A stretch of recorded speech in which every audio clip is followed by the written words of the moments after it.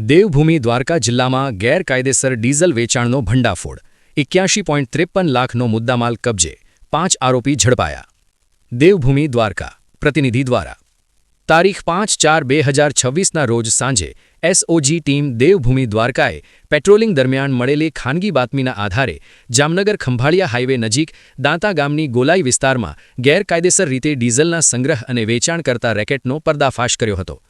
Police sub inspector ડી.એ. વાળા તથા તેમની ટીમ પેટ્રોલિંગમાં હતી ત્યારે મળેલી બાતમીના આધારે સ્થળ પર તપાસ કરતા દાંતા ગામના મહેન્દ્રસિંહ ઉર્ફે દિગુભા રવુભા જાડેજા પ્લાસ્ટિકના કેરબા સાથે મળી આવ્યા હતા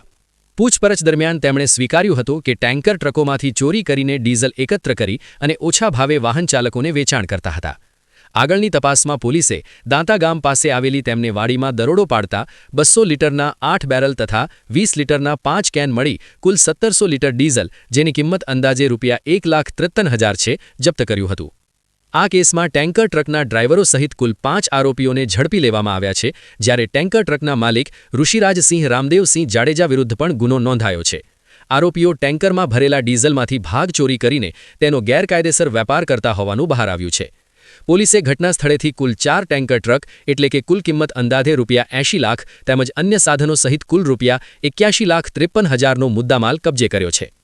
આ આરોપીઓ વિરુદ્ધ જામ ખંભાળિયા પોલીસ સ્ટેશન ખાતે ભારતીય ન્યાય સંહિતાની વિવિધ કલમો તેમજ આવશ્યક ચીજવસ્તુ અધિનિયમ હેઠળ ગુનો નોંધવામાં આવ્યો છે અને આગળની તપાસ હાથ ધરવામાં આવી રહી છે